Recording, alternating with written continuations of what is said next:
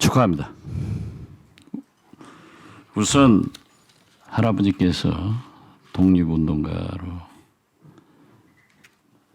아버님께서 그 어려움을 당하셨고 제가 아는 노태욱 차관 그리고 대법관 후보까지 한 분은 형님은 차관 동생은 대법관 후보까지 온 그 문제에 대해서 저는 같은 독립지사의 후손으로서 존경을 표합니다. 감사하죠? 네. 그럼 감사하다고 얘기를 해야 됩니다. 예, 의원님 감사합니다. 재판하실 때 피고인이 잘 말 안 하면 야단치잖아요. 제가 줄기차게 제안을 해서 판결문에 반드시 기소검사가 포함돼야 된다. 이걸 주장해서 지금 기소검사 실명제가 실시됐습니다. 예. 한 가지 안 된 게 재판장들이 변협이나 여러 곳에서 재판의 모습을 평가하잖아요. 네. 우리 피고인이나 방청석에 있는 사람들은 재판장의 이름을 잘 몰라요. 그래서 우리도 여기 박지원이라고 써 있는데 대법관 후보자는 이름은 안 써 있단 말이에요. 그래서 판사들도 네. 그 명패를 놓고 좀 재판을 했으면 어쩌냐 이건 안 되더라고요. 그거 어떻게 생각하세요? 정말 박주영 아주 좋은 지적이라고 생각을 합니다. 저도 전적으로 찬성을 하고 있습니다. 지금 대법관이나 헌법재판관에 대해서 다양성을 좀 구성해야 된다라고 하면서 흔히 서호남이라고 네. 표현돼 있지 않습니까? 네. 그런데 대법관 후보께서는 한호남이에요. 네. 한양대 저는 잘했다고 봅니다. 추미애 장관이 대구고 한양대 나왔어도 노태학 후보를 하지 말라는 법은 없잖아요. 그래서 그러한 편견은 좀 지양돼야 된다. 그래서 저는 한호남 축하를 드립니다.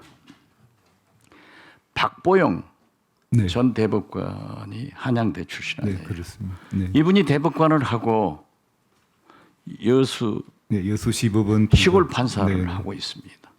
대법관 후에 만약 인준돼서 대법관이 되면은 박보영 전 대법관의 길을 가고 싶지는 않으세요? 예, 저도 우리 국회 동의를 받아서 대법관에 임명이 되고 무사히 6년 임기를 마친다면은 사실은 뭐 변호사 개업하는 것보다는 그쪽으로 더 많은 생각을 많이 하고 있습니다.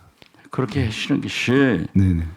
굉장히 좋을 것 같아요. 물론 본인이 결정할 문제지만은 그러나 이 노태학 후보는 다 좋아요. 긴급 조치 네.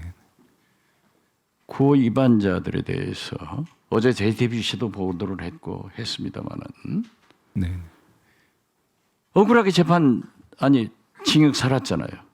마치 제가 계속 법사위에서 주장해가지고 이번에 추미애 법무장관이 상고 취하를 하겠다. 아직 취하 여부는 모르겠습니다.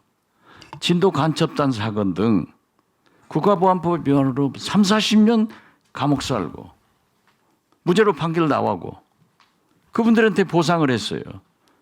그런데 다시 양승태 대법원장 당시 이걸 다시 돈 내놔라. 계산 착오다. 라고 했는데 법무부에서는 다시 그대로 원심 확정이 됐는데 상고를 했어요. 판단을 받아보자. 이번에 취하를 했을 겁니다만은 똑같은 거 아니에요. 긴급조치 구호는 엄연히 이분들이 무죄 판결을 받았단 말이에요. 그런데 2심에서 후보자가만이 5건에 대해서 배상 보상 받은 것을 잘못이다. 이렇게 판단한 것에 대해서는 어떻게 생각하세요? 예, 물론 대법원 판례가 있다고 하지만은 그건 옳지 않잖아요.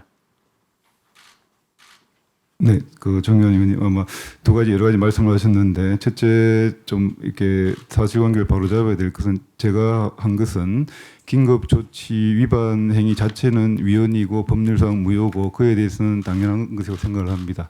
그리고 그 다음에 그게 아니더라도 가령 고문이라든지 강요된 자백 기타 다른 행위에 있어 고문이 되고 그렇게 유죄가 인정이 되고 나중에 무죄가 됐다면 당연히 그 손해배상이 되어야 됩니다. 제가 그 했던 사건으로서는 기억이 나는 것은 그렇습니다.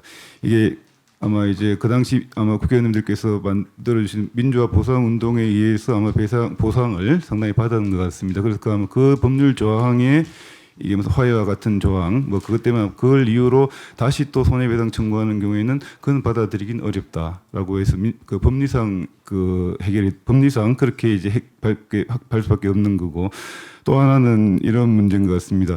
사실은 이제 그 정관 지적하신 것처럼 그 당시 이제 긴급 조치 발령 자체만으로 과연 불법 행위가 되느냐? 그로 인해서 국민 개개인에게 민법 제750조의 손해배상 책임을 지울 것이냐? 사실은 그 당시 학업심에서는 좀 견해들이 좀 많이 갈렸습니다. 그래서 그런 부분에서 많은 고민을 하고 있었고 또 이제 곧 자, 네네 시간 다 가니까요. 네네. 긴급조치 위반은 무효고 유죄 판결을 한 것은 잘못이라고 말씀하셨죠. 네네. 그러면 거기에 대한 배상을 국가가 해야 될 것 아니에요. 그로 국가가 인한 잘못했고 네네. 무고한 사람들을 유죄 판결을 해서 형을 살렸다고 하면은 반드시 보상을 해야지. 그건 또 왜 무죄가 되고 예. 이 문제 배상에 대해서는 그걸 안 해요. 지금 말이죠. 네. 밖에서 여러분들이 지금 이걸 주시하고 있습니다. 그래서 저는 이제 이게 옳지 않다고 생각해요. 그 아마 이제 옳아요, 아니에요. 그 이제 일률적으로 말씀드리기는 어려운 것이 이제 무죄가 판결받은 분들에 대해서는 전부 형사배상이 네. 그렇게 편의적으로 말씀하시면 안 됩니다. 네. 긴급조치 구호에 위반해서 감옥을 산 것은 잘못이다. 그건 그렇습니다. 판사를 네. 사법부에 의해서 판결을 했다고 하면은 거기에 대한 배상을 정부가 해주는 것이 당연하잖아요. 그렇습니다. 이건 네네. 무죄라고 하고 잘못이라고 하고 왜 배상을 안냐 이거죠. 그 재판을 노후보가 5번이나 그렇게 했기 때문에 문제가 되고 있다. 이 문제에 대해서 사과할 용이 없어요. 앞으로 그러면 이 재판이 계속 그렇게 진행돼야 됩니까? 국가의 잘못을 인정하고 무죄를 주고 그 잘못에 대한 배상을 해야 되는 것이 보상을 해야 되는 것이 국가의 의무이지.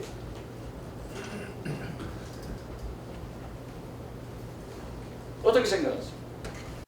예, 국가의 불법 행위로 인해서 당연히 손해배상 책임을 져야 하는 건 맞습니다. 맞는데 네. 왜 그럼 그렇게 판단? 긴급조치 자체 발령 자체 행위로 사후적으로 그렇게 위헌무효가 났다고 하더라도 이제 판례 법리가 그런 것 같습니다. 그래서 그 자체만으로 물론 투옥되고 그 무죄를 판결을 받고 그런 부분에서는 당연히 보상이 돼야 됩니다. 배상이 돼야 되고 그렇습니다.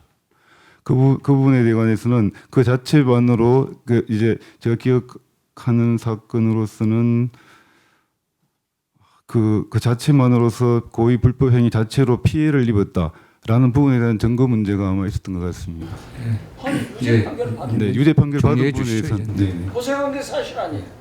그 이상 증거가 어디 있어요? 그분들도 다 인류대학 나와서 민주주의를 위해서 한 거예요. 그렇다고 하면 반드시 정부가 잘못했다고 하면 사법부가 검찰이 잘못했다고 하면 배상을 해야 될 거다. 보상을 해야 될 거다. 지금 그분들이 밖에 있는지 안에 있는지 모르겠어요. 네, 저한테 좀 박지원 들어와서 의원님. 진술할 기회를 달라. 이건 국회법상 안 됩니다. 박 의원님 이제 저 정리해 주시죠. 나중에 또 질문해. 예.